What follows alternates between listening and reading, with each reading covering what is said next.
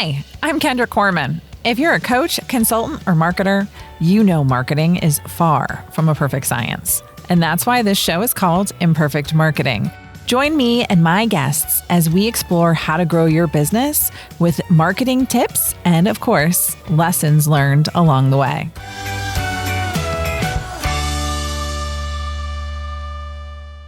Hello, and welcome back to another episode of Imperfect Marketing. I'm your host, Kendra Corman, and I am super excited today because I'm going to be talking with Dr. Christiane, and we're going to be talking about intentional practices and building a sustainable business. Thank you so much for joining me.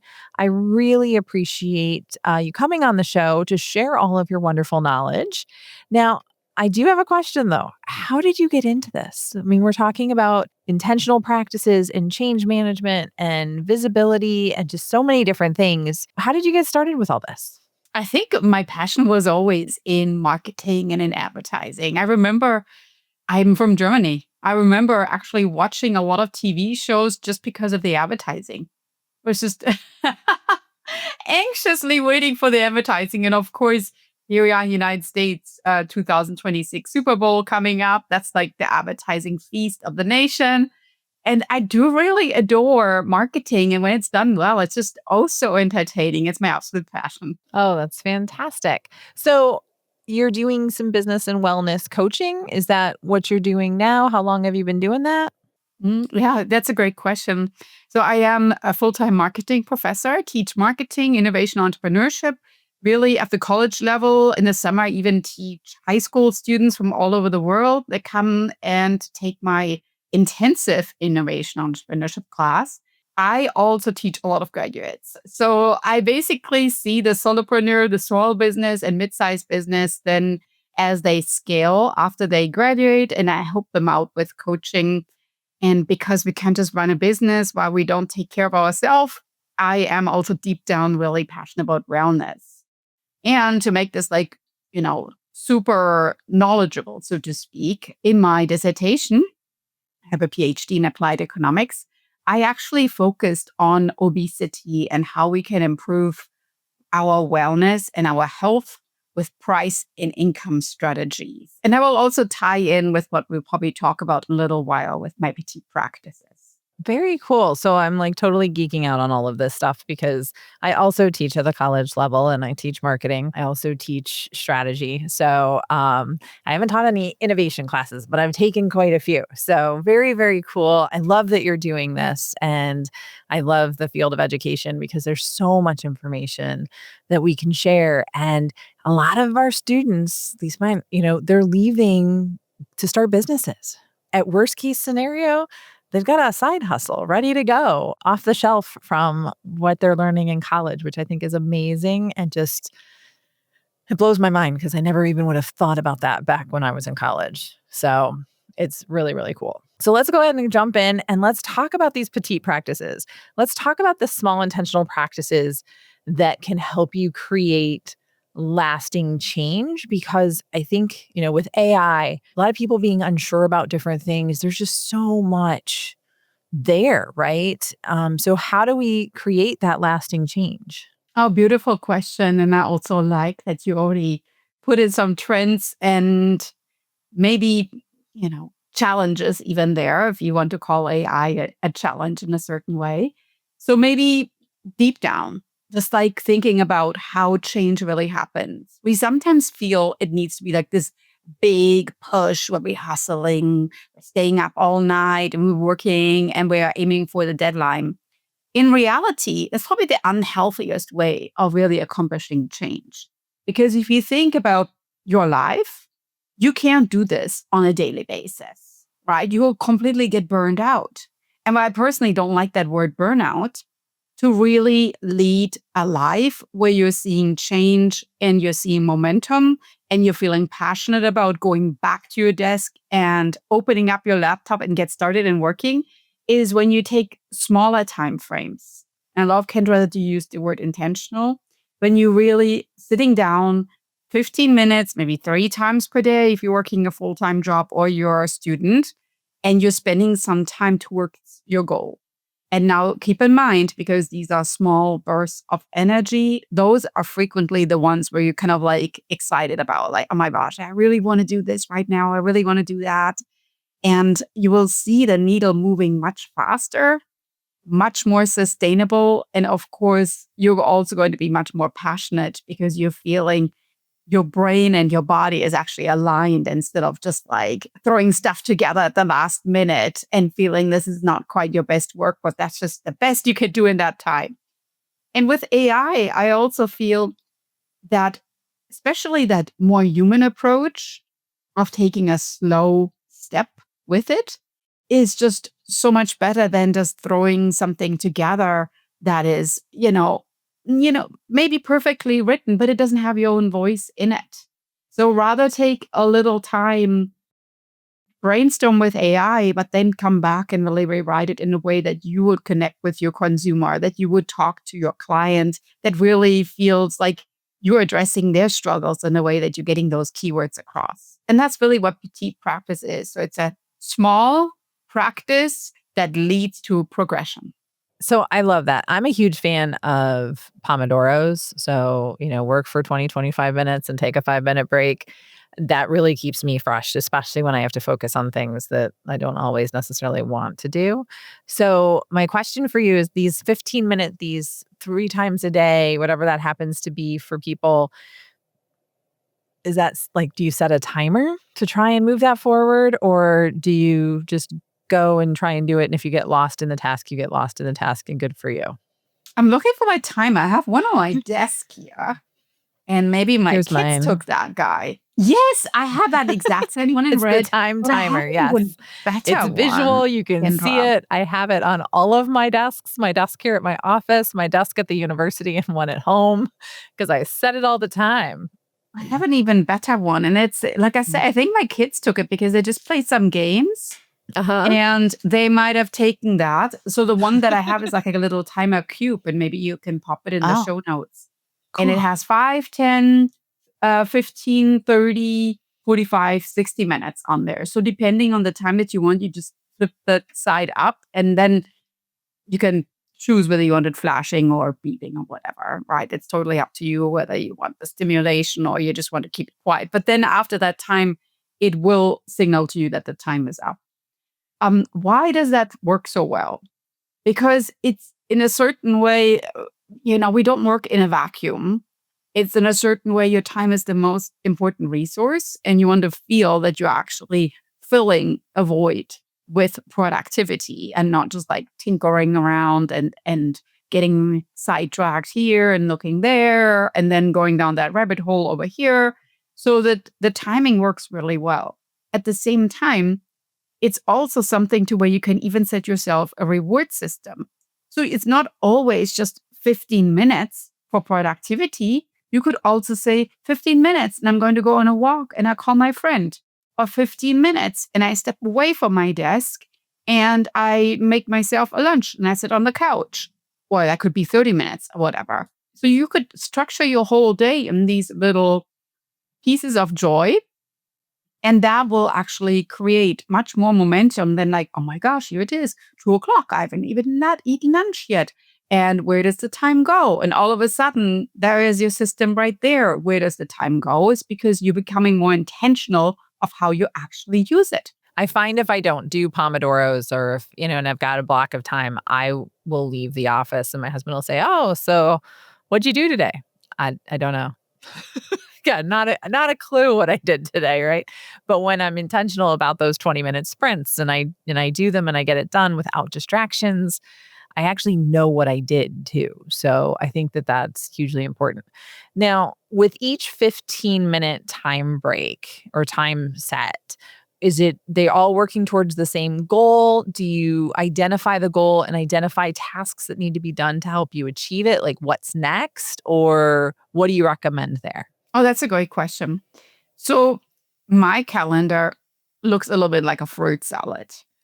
I am believing in color coding functions. Mine's all color coded. It's a rainbow. Fruits up, right?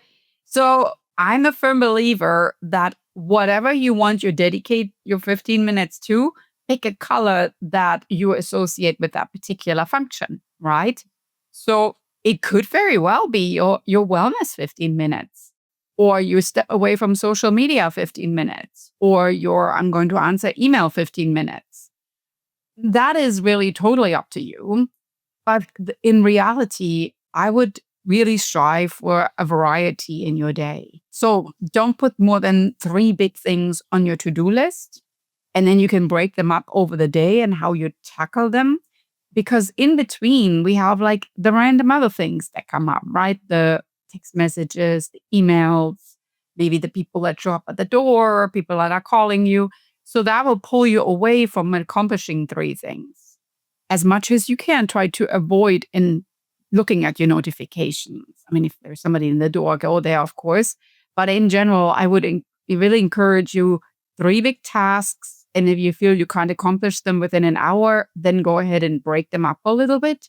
But you want to feel at the end of the day, you actually can tick them off from your to-do list. I love that. I'm definitely a check off the to-do list type of person.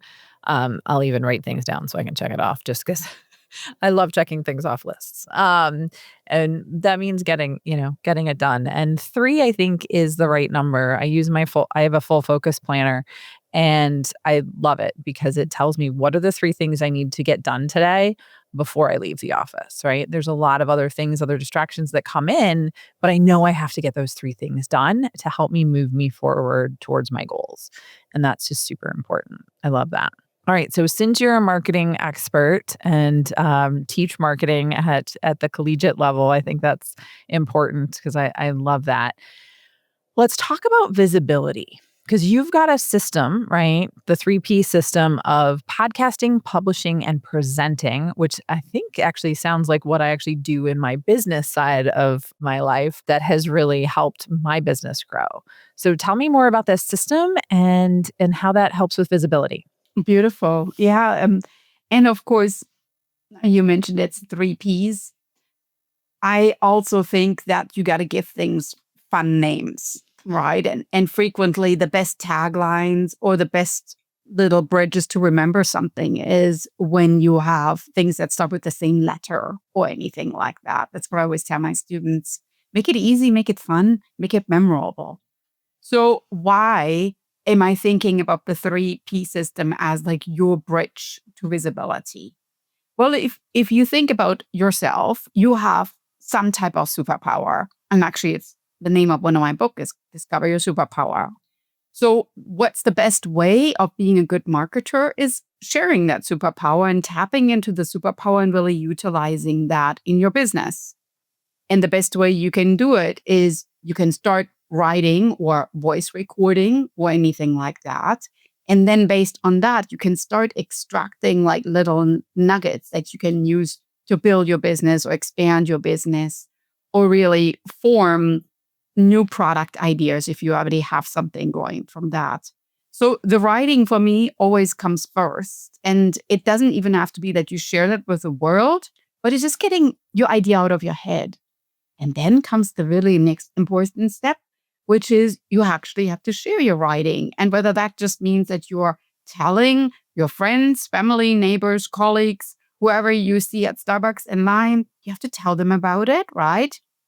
Because then all of a sudden, your idea is not living in your brain or on paper or on your computer, but it's actually becoming a much bigger vehicle in the world to maybe help some others as well. Again, you were struggling with something, you overcame it, other people as well.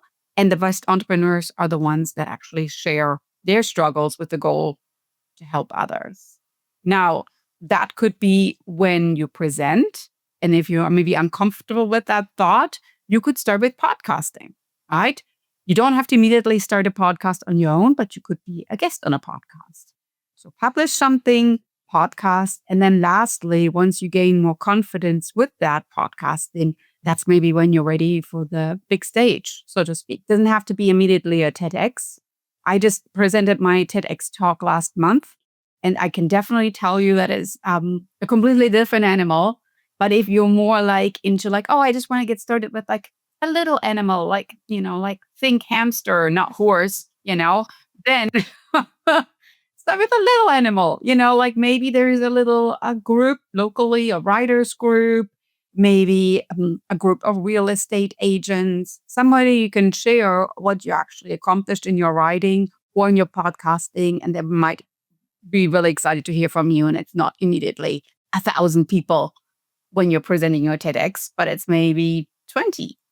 And then keep that wheel going, because you have to get the pipeline going. So keep back your writing, go back to your podcasting, go back to your presenting. And it works really well because it keeps visibility fresh. But at the same time, you don't always just want to present or be a podcast guest. You also want to take some time and write and really figure out what's important to you. And those three elements allow you to be an extrovert, an introvert, an ambivert, wherever you are. And you can be on all sides and just be the best yourself, discovering your superpower, right? Well, and I think it's so important because you started with publishing, right? You started with writing, getting your ideas out of your head and onto paper. And I think that that's really important because as we do things, as more AI comes into place, I think there's a lot less of people's ideas coming out into the marketplace, right? People are creating podcasts with Notebook LM. And so everything is scripted and created by AI and it's done by AI. And no, we want to hear from you, your ideas, your experiences. Those put together can't be matched by AI. And don't get me wrong, I love AI. Saves me 30 to 40 hours a week on average. I show people how to use AI what I consider the right way, which involves a human in the loop, right? Very important stuff. But I think starting with that publishing, starting with your ideas is key. And then leveraging podcasting, guesting on podcasts, and presenting is just so important. Locally here in Metro Detroit, we have a group called, well, it's bigger than that. It's international members and stuff like that. But we've got a local group that I go to that's called Inforum, and it's for women executives and women in their careers. And yeah, there's a ton of little affinity groups that, 10, 20, 30, 40 people go to. You can, as a member, you can sign up to speak to those small groups, right? You can get your feet wet in a supportive environment where they'll help you, right? They'll help you get your comfortable with speaking and help you refine your message and all of those fun things, which is great. And then, as you can see, I have a podcast and I love podcasting. I think it's one of the best ways to reach new audiences and to create great content without a ton of work, which everybody's always looking to save some time. So I love that. Love that. Let's talk a little bit more about that TEDx thing that you mentioned. You talked about that you recently did it. What's different about it? How do you turn a personal story or experience into a marketing tool? That's a beautiful question. So if you think, oh my gosh, I want to stand on a big stage, I want to apply to an organization that's really going to allow me to speak on that stage, and it's very structured in the way that they run their organization, then TEDx might be something you ultimately want to go for because, of course, they have the credibility and the authentic feel that will really allow you to feel like, okay, now I think I passed the test. I am a speaker. So with your story, what's always really, really important is that you feel you can actually help somebody. So the right motivation to become a TEDx speaker is that you immediately know no one cares about you. It's just not the reason to become a TEDx speaker. As amazing as your family think you are, and that's the right reason for sitting in the audience, at the end of the day, the talk really needs to be about how can my message help others? And what can I share with the world that I feel they can actually look at this as of value to change their lives? And those are, 7, 10, 15-minute talks max and on the tech stage. So it needs to be very succinct and short. And it needs to be, of course, presented in a way that it's engaging, that the consumer actually feels like, oh my gosh, I really listened to this now and I didn't even notice that those 15 minutes went by. And I think that's a good practice in general to condense things down and also build a good talk, have a hook, have the middle section, and then at the end, kind of tell them what they just learned, because it makes you in general a better thinker when you present ideas. So the TEDx preparation in itself, the one word I would use is intense. There is no way around there. There is no like pretty painting I can do for you right now. It's intense. But even the whole runway is probably, and we're going to talk about this in a little while, is one of my biggest learning lessons in marketing, because there's so much you learn about yourself when you prepare about it, for your work ethic, for who you are, what matters, for getting up when you feel those are some tough days to prepare for this. And of course, again, it doesn't have to be a TEDx talk, but of course, what I'm telling you is always the exact same thing. The best keynote speakers, they get on that stage in thinking, I can want to change one person's life in the audience. And if it's multiple people's lives, I did the best thing I could, and I did why I came here. That's really what you have to think about. It's not about like making you look good there. It's about making the audience feel something. I like that. I really like that, because you should always be thinking about your audience, right? And how you can help them and how you can make a difference for them. Because whether you've got a product or a service or a presentation, people aren't going to buy it or sign you up for it or whatever it happens to be, right? If it doesn't solve a problem for them, right? And so helping people is just so, so key on that. Well, I have to say thank you so, so much for joining me today on this. I love talking about the Petite practices, finding and identifying those 15-minute intervals on your calendar, scheduling that joy that's going to move you closer to your goals is just, I think, brilliant. And I love that you shared that, because as we're in the holiday season here, I think it's very important for people to make sure that they're scheduling time for that joy and not just getting overwhelmed with their schedule, right? Whether it looks like a rainbow or fruit salad or a game of Tetris gone wrong, that's they have to find room in their calendar for that. And then I love the starting with publishing, moving to podcasting, and then presenting. And thank you so much for also sharing your experience with TEDx, because I think there's a lot of people that want to get on that TEDx stage and give it a try. So hopefully maybe somebody will want to do that.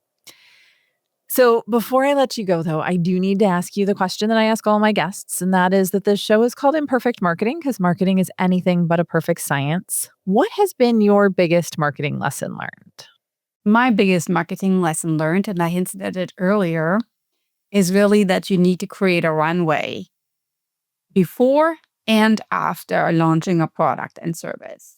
You can just come out of the woods and say, ta-da, here it is, and expect that people are going to run to you and push money in your hands and grab the product out of your hands.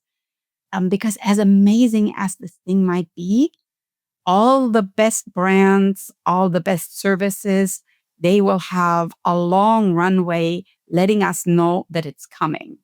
And whether you're writing a book, whether you are launching a service, or whether you're giving a TEDx talk, you need to let the audience in that this is going to happen. So when I did my whole TEDx presentation, every other day, maybe not even every day, I was on Instagram and I shared with them what I'm doing on that day. I said, today I'm memorizing. Today I'm trying on clothing. Today I'm preparing and I'm maybe like checking out what earrings I'm going to wear. So now interacting with a microphone. And you know what? So many people love that behind the scenes, because they know that it's not just like stepping out on the red dot and giving a talk, but they don't know what's involved because they haven't done it themselves. I mean, of course, some of them might have, but maybe they prepared differently than I did. And I always tried to make it fun. Of course, there were a couple of videos when I was actually crying. One of them because I was, exceptionally stressed out, and the other one because I was very happy. So tears of joy and tears of stress. And that's important too. So if you launch, write, produce, create, you cannot shut the world out. You need to let them into your process, because it makes you the story that the consumer ultimately wants to buy, because that's so important in marketing. Nobody buys a product and service. They buy a story. And you need to let them in on that story. And you really need to tease it ahead of time. And then after launching, even like tease the after. So after my TEDx talk, I started hustling like crazy and sharing that link and said it's here. Watch it. And you see how my hair turned out on stage. And I went for the Greek goddess vibe and check out those shoes and everything. And you have to do that in marketing. People love you and they care about you, but you have to be fair. There's a lot of noise out there, and you just have to make it just a little easier for them to understand what you're actually doing. Oh my gosh, I love that. I love the runway before and after because I think some people think about the before one, some people think about the after, but people don't think about bookending that launch with both pieces. And that's so important. I was working with a client on a book launch recently, and it was the same thing. It was like, all right, how are we going to lead up to this? How are we going to start talking about it? Where do we want to start showing, what you're doing? And yeah, it's important to take those photos and to document and to share because people do want to understand your journey, right? They're very curious and want to learn more. And I think that that's fantastic. Thank you so, so much again for sharing all of these wonderful tips and information with us today. I really appreciate it. We'll have definitely a lot of information in the show notes to connect and engage with all of the different things that we were sharing today. If you learned something today, and I know you did because I did, it would really help me out if you would rate and subscribe wherever you're listening or watching. Until next time, have a great rest of your day.